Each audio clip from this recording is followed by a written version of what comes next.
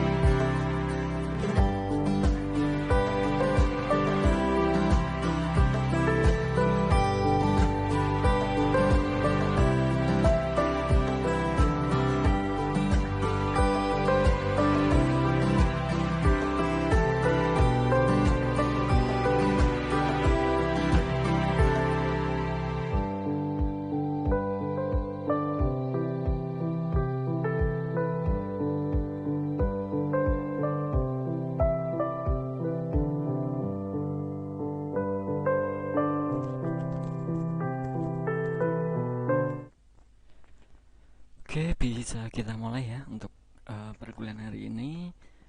E-commerce pertemuan ke-10 ya. Kemarin sudah kita adakan ujian tengah semester ya. Nanti saya olah untuk nilai, nanti saya gabungkan pada saat sama UAS, baru nanti ada output dari penilaian untuk kalian semua. Seperti itu ya. Mungkin bisa kita mulai ya. Nah, untuk materi nanti bisa kalian akses di Classroom ya. Per pertemuan itu nanti saya upload seperti itu.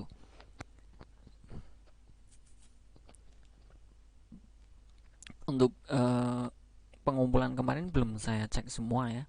Yang saya harapkan tidak melebihi batas pengumpulan, sesuaikan jamnya ya. Dan apabila ada yang melebihi batas itu pastikan sudah konfirmasi ke saya seperti itu untuk nanti pengolahan data atau nilai ya, jadi saya tidak bingung untuk menilai kalian. Oke, langsung saja ya. Untuk pertemuan kali ini kita akan bahas mengenai mobile commerce. Ini nanti akan saya jelaskan beberapa ya. Sebenarnya ini materinya banyak sekali, tapi nanti saya saya share di Classroom saja karena ini slide-nya banyak sekali kayaknya. Nanti tidak cukup waktunya ya. Nanti saya sampaikan secukupnya, kemudian kalian pelajari sendiri di materi yang akan saya berikan seperti itu. Oke, hari ini kita akan membahas mengenai mobile commerce. Nah, pembahasan kita ada beberapa poin di sini ya. Kalau nanti tidak cukup ya silakan dipelajari sendiri.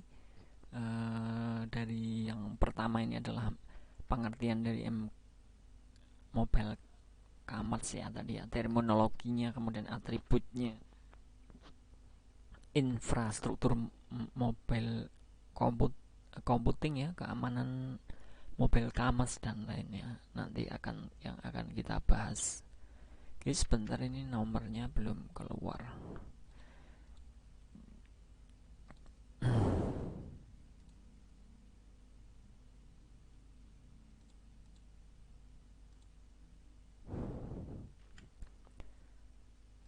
Oke, kita mulai ya.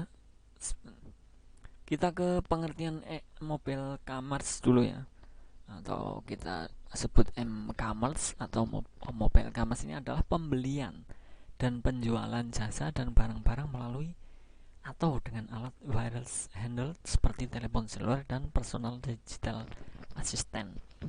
Ini lebih ke menggunakan handphone atau telepon ya, telepon seluler. Misalkan kita sekarang lebih ke Android ya misalnya, itu contohnya seperti itu ya. Ini adalah pembelian dan penjualan jasa dan barang-barang melalui alat wireless handheld seperti itu. Nah, terminologi dan standar m-commerce ini ada GPS Global Positioning System menggunakan teknologi berbasis satelit, PDA atau Personal Digital Assistant Computer Wireless genggam ya, komputer tapi genggam ya. Nah, untuk GPS tentunya kalian tahu sendiri ya, berbasis satelit untuk GPS tersebut. Dan SMS, Short Message Service, EMS, ada Enhanced Messaging Service, MMS, Multimedia Messaging Service, Web Wireless Application Protocol, smartphone memungkinkan berinternet dengan aplikasi yang sudah terpasang. Nah, ini beberapa terminologi dan standarnya untuk m-commerce ya, yang kalian gunakan sehari-hari juga bisa digunakan untuk m-commerce, yaitu apa? Smartphone ya, dan juga misalkan dengan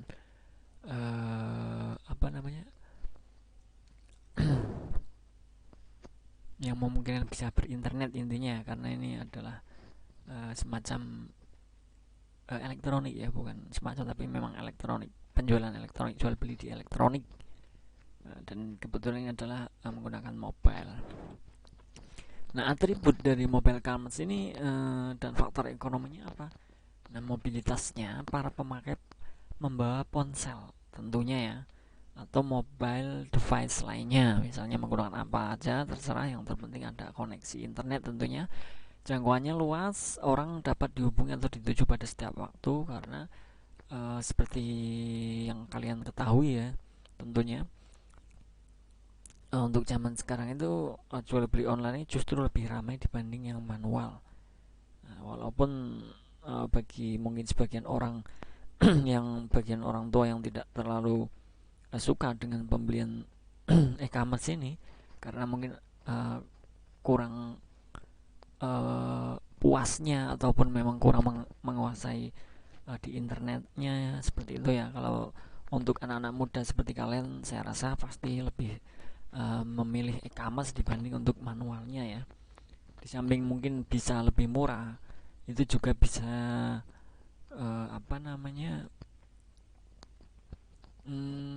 mungkin bisa pilihannya lebih banyak ya, dan juga tidak memakan waktu untuk ke pasar misalnya.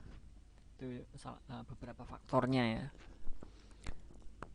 Nilai tambah atribut m-commerce, ada ubiquitas, informasi lebih cepat diakses secara real time ya.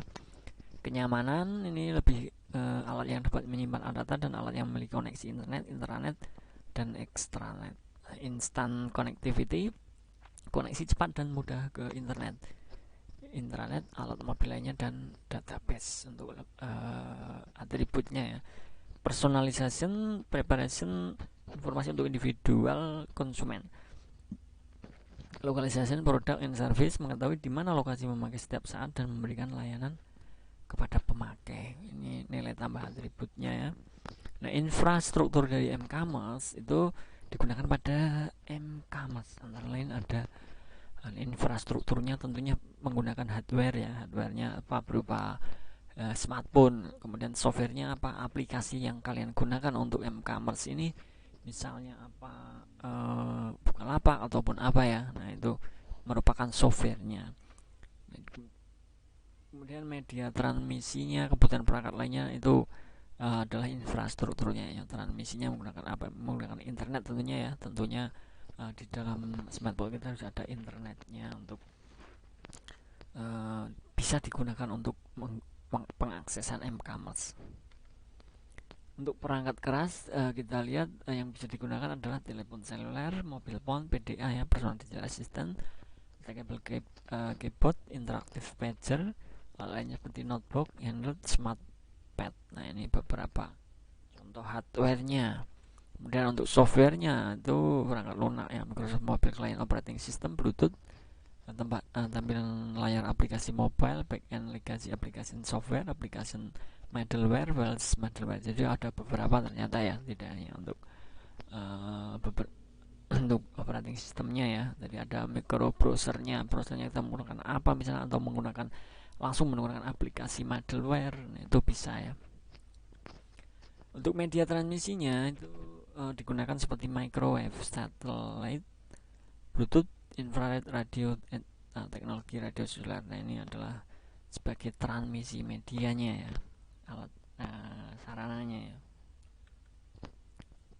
Untuk perangkat lain yang dibutuhkan ada misalnya ada pengaturan wireline yang sesuai dengan modem wireless one-nya, kemudian server jaringan dengan mensupport wireless, kemudian server database atau aplikasi, server besar aplikasi perusahaan, GPS locator yang digunakan untuk menentukan penempatan transport dari mobil computing device.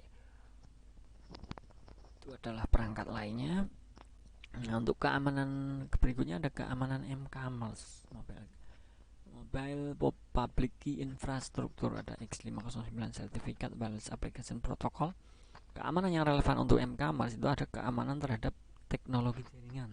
Awalnya ya, lebih ke jaringannya apakah aman atau tidak untuk bertransaksinya. Nanti ada transport layer security untuk lebih keamanannya ya di lalu lintas jaringan. Kemudian ada service security, ini ada untuk tempat service keamanannya ya. Jadi kalau ada apa-apa nanti bisa dikendalikan. Ini mobil public infrastruktur contohnya, silahkan nanti dibaca ya.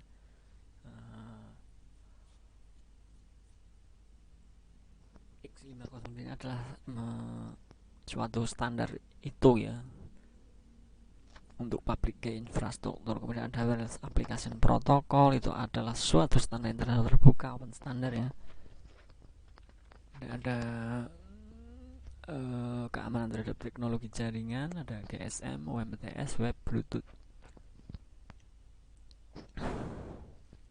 Transportnya ada ini untuk lalu lintas ya, SSL, untuk penghubung ya. Ada SSL, STLS, service security-nya banyak, intelligent mailbox, parlay, SMS, USSD, SIM, USIM, app toolkit. Oke, sebenarnya ini untuk pertemuan 11 ya, hukum e-commerce. Ini nanti kita sampai di sini dulu aja. Ini nanti yang saya kirim segitu aja ya, karena ini masih dalam satu paket. Mohon maaf ya, ini banyak sekali. Kenapa tadi saya bilang materinya banyak? Itu memang karena ternyata masih dalam satu paket ya, belum saya Oke, sampai di sini dulu ya untuk mobile commerce. Nanti dipahami, kemudian apa yang belum jelas silakan dicari ya, dikembangkan. Ini sebagai tugas mandiri dan tidak perlu dikumpulkan, tapi kalian pelajari, dicoba. Apa yang kurang saya terangkan itu bisa kalian tambahkan dengan referensi terkait mengenai mobile commerce ini di referensi-referensi terkait di internet buku maupun yang lainnya, silahkan ya ditambahkan biar lebih lengkapnya mengenai mobile commerce. Saya hanya menyampaikan poin-poinnya saja. Untuk penjelasan detailnya langsung kalian cari ya, yang belum saya jelaskan juga. Kemudian untuk lebih lengkapnya itu bisa kalian cari di internet, banyak sekali, ataupun repository mengenai mobile commerce itu sebenarnya banyak ya. Oke, seperti itu ya untuk pertemuan kali ini. Tidak terlalu banyak yang saya sampaikan mengenai mobile commerce ya, dari mobile yang dari yang kita bahas tadi di sini ya.